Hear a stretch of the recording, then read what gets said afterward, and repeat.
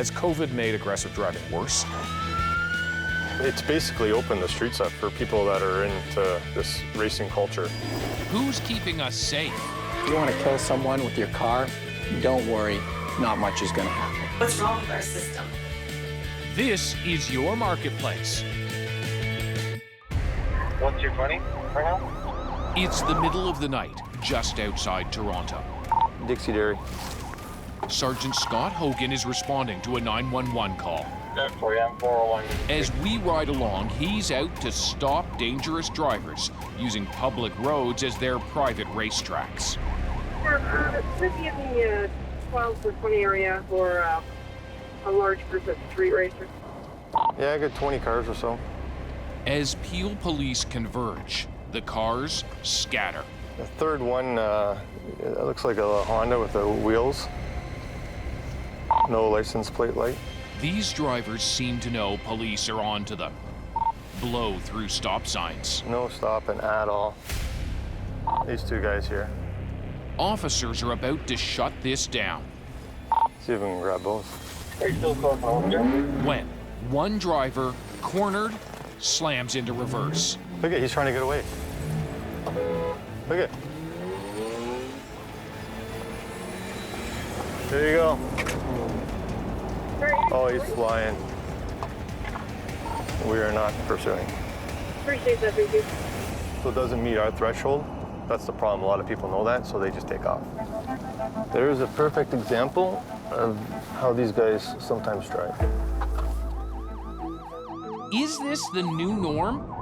We're asking a dozen major police agencies across Canada whether they're seeing more risky driving during the pandemic. It's basically opened the streets up for people that are into this racing culture.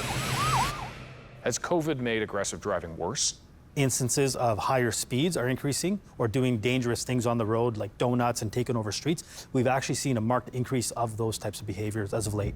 Inspector Chirag Bhatt is with York Regional Police. How do you define aggressive driving? It's really anything that puts members of the public in danger, and that's really what we are trying to prevent. In York Region, police are taking to the air to catch the growing number of dangerous drivers. We see aggressive drivers every day. Every day? Every day. Constable Tony Sardina patrols with the helicopter unit. What's it look like? Cars zipping by other cars that are driving the speed limit, or even if they're slightly above, you can see somebody doing double the limit just by looking out the window of the helicopter. Tony says these patrols save lives. Okay, he is pulling over. They're taking him into custody. All looks 10-4 at the moment. Units are just pulling in there now. Here we go. They're setting up. And There they go. This operation, called Project Dragnet, took down organized street racing in Vaughan, Ontario. Through McCowan now, westbound on 14th, and then they're starting to go up again. Racers trying and failing to outrun cops. It looks like they have one in custody there. It's a fine line from exceeding the speed limit to then almost bordering on the line of dangerous driving, if you will. Speed kills. And it happens in an instant. Monique Huey knows the cost all too well. Her father, family doctor Alphonsus Huey, regularly passed through this intersection on his way to work until the last day of his life. I miss him so much. He was an amazing father. He always put everybody first, whether it was his patients or his family. What can you tell me about what happened? A man coming the opposite direction was going 140 kilometers an hour, which is almost 3 times the speed limit of 50 in a residential zone. A warning, the footage here is shocking. Some viewers might find it disturbing. And he slammed right into my dad. My dad's car was thrown. I don't know the distance, but from the middle of the intersection into a gas station. And he was killed instantly. Chung was driving his Audi nearly 3 times the speed limit when he crashed into a red Suzuki. Monique was certain the driver of this car, Ken Chung, would be convicted of dangerous driving causing death. There was no doubt in her mind that he was guilty. But when the case goes to court, Chung is acquitted, and Monique begins a fight. This is wrong. We need to change this, and it's not just for my dad. It's not just justice for my dad. This is about what's wrong with our system. Monique starts a petition online calling for tougher penalties for repeat driving offenses. She gathers more than 100,000 signatures. Back in court, Crown attorneys appeal Ken Chung's acquittal. And even after killing someone in your car, does that person deserve to drive at any point in time in their life? So that's kind of where I feel we need to focus some attention. But incredibly, almost 2 years after this crash that killed her dad, Ken Chung is still driving, and he's caught on this Vancouver street speeding again. 108 kilometers an hour, more than double the speed limit. You are a repeat offender. Then I feel you've lost A, the privilege to drive, and B, you need to go to jail. Monique is not alone in her fight for consequences. What generally happens to people who kill and injure others while driving? Most people would be surprised. They walk away with a small fine. In the vast majority of these cases, and a lot of them, that person broke the law and they walked away. Ontario lawyer and Safe Streets advocate Patrick Brown says in his experience, the consequences are not sufficient. You're not talking about people who were just caught speeding. You're talking about people who killed while driving. We're talking about people who have been in crosswalks with a green light where a car runs a red light and kills them. We're talking about speeding and aggressive speed, and they're walking away with small fines. What does that say to you? It says that we've got a big, big problem in our system. We literally, as a society, tolerate this type of road violence. And the message we send out is, hey, if you want to kill someone with your car, don't worry, not much is going to happen. Over 20 years, Patrick has represented victims in civil court. Pedestrians hit, cyclists killed. In this crash, a mother of 3 struck dead walking her dog. And the consequences for the driver? She got a $1,000 fine. And it gets worse. This is in front of a public school in Markham, where a little girl and her sister are crossing with the right-of-way when a vehicle turns, doesn't stop, doesn't give them the right-of-way, and kills a little girl and injures her sister, and had a $1,000 fine and a 6-month prohibition on driving. The entire family's devastated and will never be healed. Brown wants more consequences for those who kill and injure, mandatory training, and no driving until they can prove they're safe. But when we ask Ontario's government about that, they say the province already has some of the safest roads in North America. Is the government in the driver's seat when it comes to making our roads safer?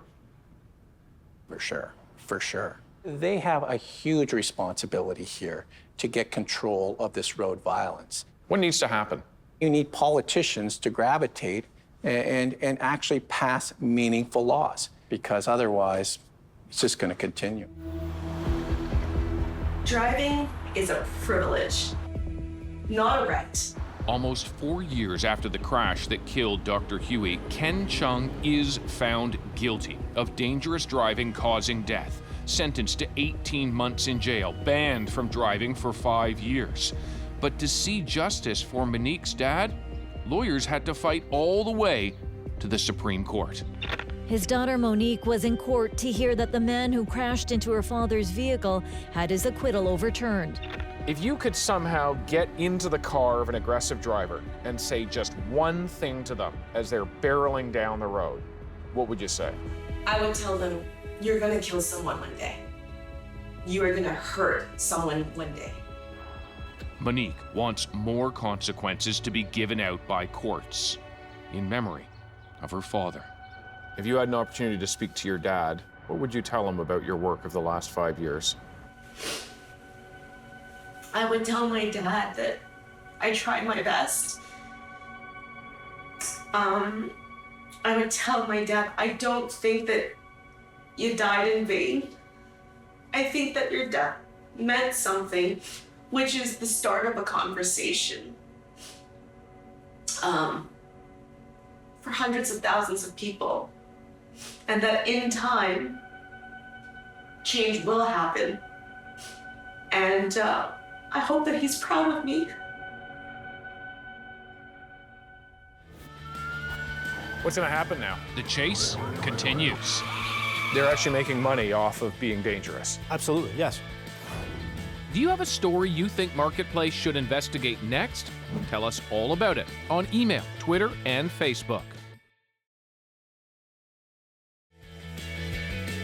This is your Marketplace. York Regional Police Constable Peter Carmen is hitting the road. He says emptier streets during COVID have opened them up for bad behavior. This year, we've seen a huge increase to the number of aggressive and stunt driving incidents we've been involved in.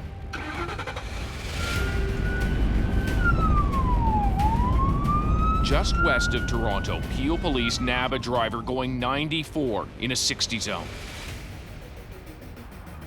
Meantime, our nationwide spot check says some types of risky driving are on the rise.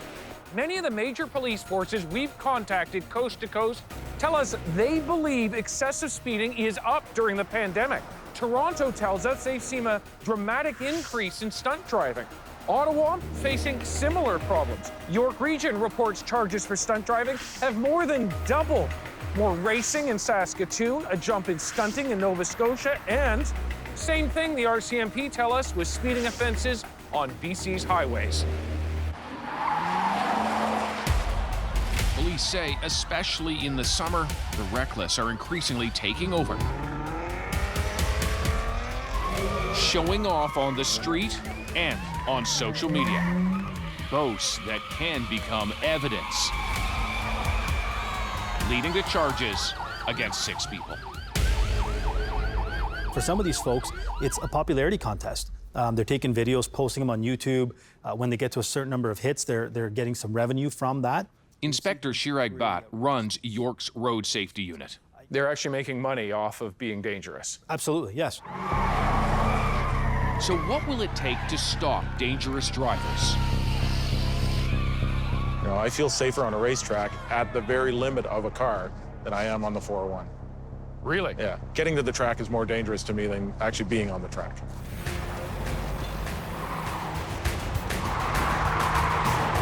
Expert drivers like Hans Volker say if you want to show off, do it in a place like this. Not on the open road, but a closed lot, where he runs a stunt driving experience. Well, you make it look effortless, don't you? That's pretty good. So that's drifting. That's drifting. But there are people doing just what you've just done on regular streets. That's scary. When you see those kinds of things being done on the street, what do you think? Well, I just shake my head. If you watch me drive on the street, you'd be very surprised how conservative I am. And that's just because I've seen everything happen. It doesn't take more than 50 kilometers an hour to do some serious damage. But it seems many of us are behaving badly behind the wheel. Nearly 2 out of 3 of us admit to having driven dangerously. 1 in 3 to speeding. Nearly 1 in 10 to running a red light. Do you have people who come in who you're able to say, that is an aggressive driver? I can spot them within the first 2 minutes of meeting them. It's an attitude. It's the way they look at you, the way they present themselves. The testosterone is greater than their talent. It's aggression that makes them fail. Your message is quite clearly, it's not that there isn't a place for stunt driving, but it ain't on the road. It's not on the road. And keeping the streets safe is what Constable Carmen is trying to do. A car first passed 57 kilometers too fast.